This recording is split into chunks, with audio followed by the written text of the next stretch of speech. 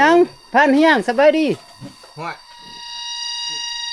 ท้องมือแล้วหิวกิน นี่บ่ ตีจี้เขา นี่ว่าอาหารจ้ะ นี่เลย โอ้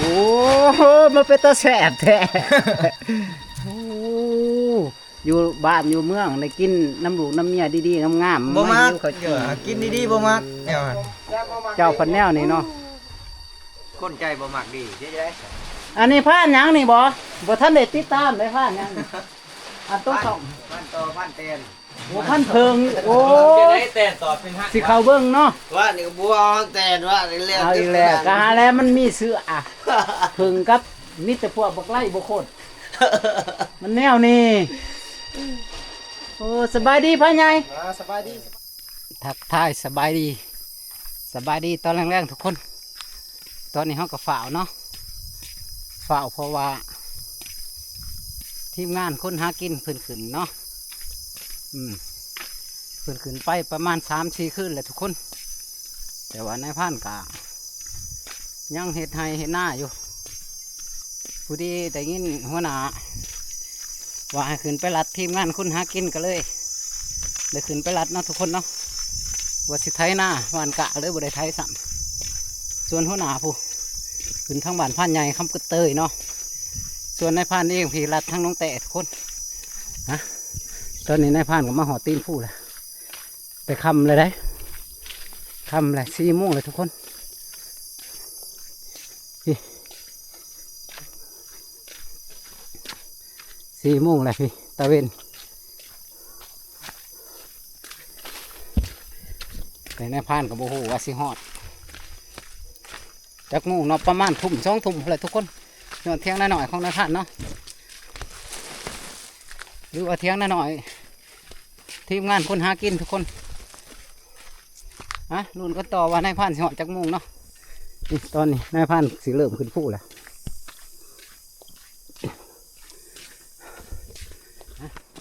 ตอนนี้ก็เริ่มขึ้นผู้แล้วทุกคนหอดตีนผู้แล้วโอ้ฝนก็ตกพอฝนตกแต่ขึ้นเนาะก็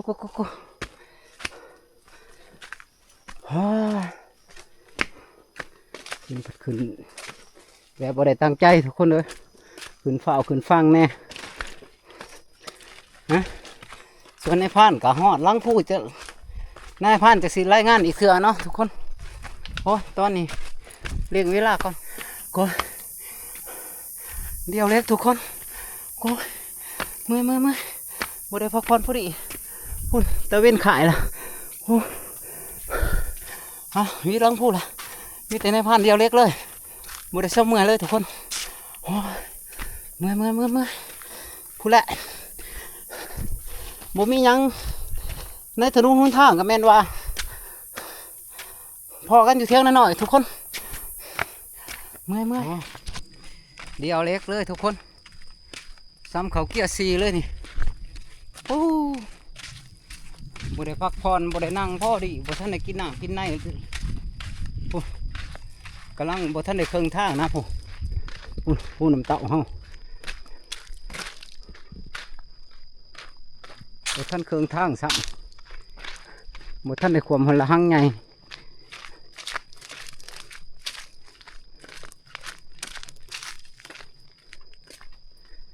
โอ้ยเมื่อยผู้น้ำเต่าสูง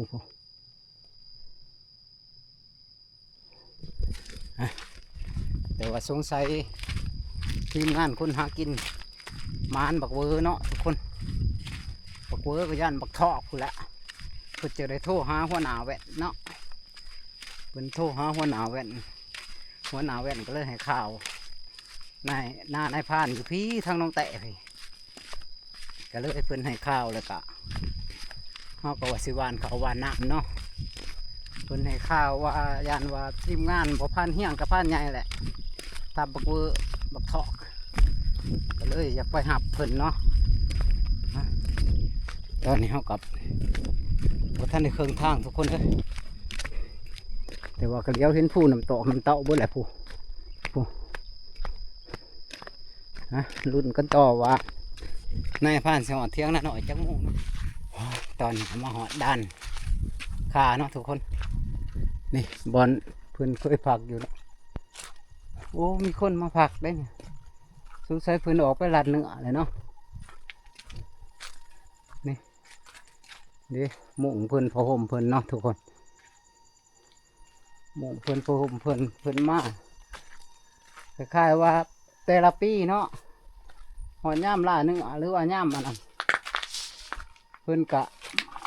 มาได้คือกันกับนายพรานแล้วทุกคนเลยนี่มีผ้าห่มมีหมุงของเพิ่นเอาไว้เนาะนี่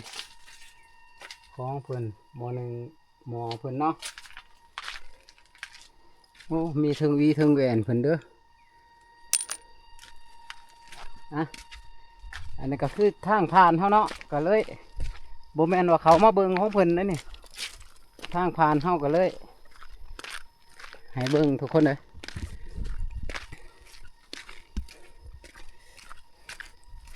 กับบอกคำนายพันเดียวเล็กเนาะคิดว่าสิคำสิมืดทุกคนตอนนี้ก็คือสิได้6 โมงพุ่นเสียงแมงง่วงสนั่นอยู่แต่ว่ากับบท่านหอดเที่ยงน่ะหน่อยเบาเฮี้ยงดอกต้องครึ่งชั่วโมงอีกมั้งแต่ก็ยังดีมันบอกคำทุกคนหอดเที่ยงน่ะหน่อยเบาเฮี้ยงก็คือสิมืดเช้าลาวแหละหรือว่าบ่มืดกะประมาณมืดนั่นแหละทุกคนเลยนี่ไก่หอดปลาสางดงเสือล่ะหอดท่มปลาท้ายเฮาสำหรับปลาท้ายเดี๋ยวก็เก็บหินบูชาเพิ่นคือเก่าทุกคนเอาเห็นของเพิ่นลงยากับเพิ่นก็เคยมาแต่ละปีละศาสตร์เนาะก็เคยสลบพกพอก็ในผ่านอยู่แต่โบเห็นเพิ่นมื้อนี้นี่ก็สำหรับปลาท้ายเฮานี่เด้หอดละรักสมรักษาอยู่ดีไม่แห้งเด้อขอครบนกกินได้ให้โศกให้มานให้อยู่ดีไม่แห้งมาผู้หนึ่งผู้เดียวได้นี่มาหลัดทีมงานคนหากินเด้อสิเพาะบ่เพาะเนาะบอลเพิ่นนอนทุกคนหินก่อนนะอันนี้ก็คือด้านทำด้านขาขนาดแล้วเลยตะกี้เนื้อนังมังสามาหอดนี่ก็โว้ยซ้ำสิเยื่องหรือว่าซ้ำสิลัดทุกคนหัวมันเป็นป่ากวางโด่งหนาเนาะทั้งนี้เขาเพิ่นเอิ้นว่าโด่งมังอื้อฮะตอนนี้ก็นายพันกับสิเล่งไปเที่ยงน่ะหน่อยเบาเฮียงเนาะเจ้าว่าหัวหนาแว่นหอดเราไปจักเถื่อว่าเฮากับโบหูว่าพันใหญ่เพิ่นมันเนื้ออยู่ใช่เนาะเพิ่นลบบักเวอหรือว่าบักทองนี่แหละโบหูเพิ่นลบอยู่ใส่ทีนี้เนี่ยนายพันสิไปลัดอยู่เที่ยงน่ะหน่อยทุกคนอันนี้ก็ทีมหนึ่งน้องมาเพิ่นเด้น้องมาเกิดกะมา2 ทีมเนาะที่ว่าในผ่านเห็นกะ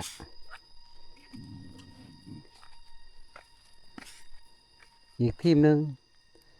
งอยู่นี้นี่น้องมาเพิ่นออกมานอนเย็นเนาะเพราะว่าในจุดด้านทำแต้มหรือว่าด้านขานี่ด้านหนังสือนี่สิมีคนผักเน่าเศร้าอยู่หลายทุกคนบอกว่าสิเป็นคันเตยหรือด้านน้อยด้านใหญ่เนาะเพิ่นก็มาผักแถวนี้แหละส่วนนายพานเองก็เบาเฮียงผู้ตกเมนดุงเล่าแหละทุกคนนายพานเขามาหอดด้านยุ่นเนาะมาหอดด้านยุ่นแหละนี่ยุ่นเนาะกับโบท่านคำทุกคนแม่ง่วงห้องโอ้ยมาหอดเฮลิคอปเตอร์อีกแล้ว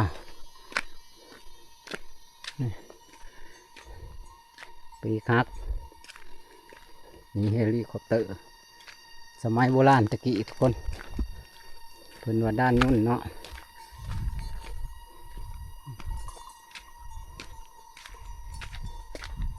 นายพรานก็เคยเขามาสนทำสนฝนได้นี่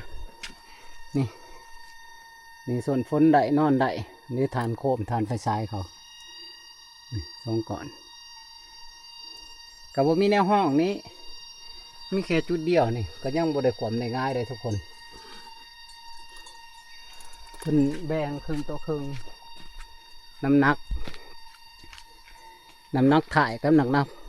นักหัวเนาะ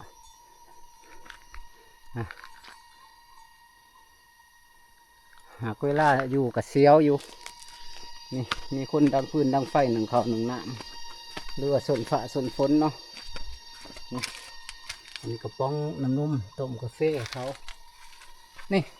ก็บ่ได้หลายจุดที่ว่ารองรับเนาะอันนี้เดืองฝุ่นเดืองพี่หรือเดืองด่างก่อนเสาโอ้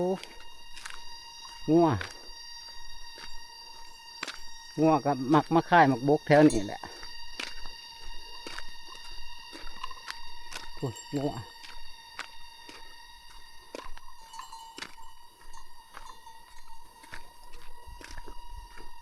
งัว3 ตัว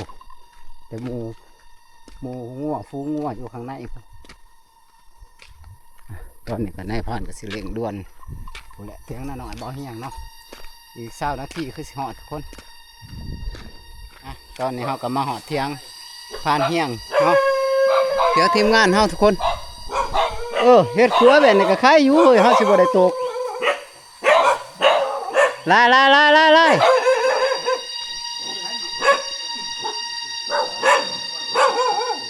ไผพันมองบ่ฮะพันเฮียงสบายดี หัวท้องมือแล้วหิวกิน นี่บ่ ตี้จี้เขา นี่บ่อาหารจ้ะฮะ นี่เลย โอ้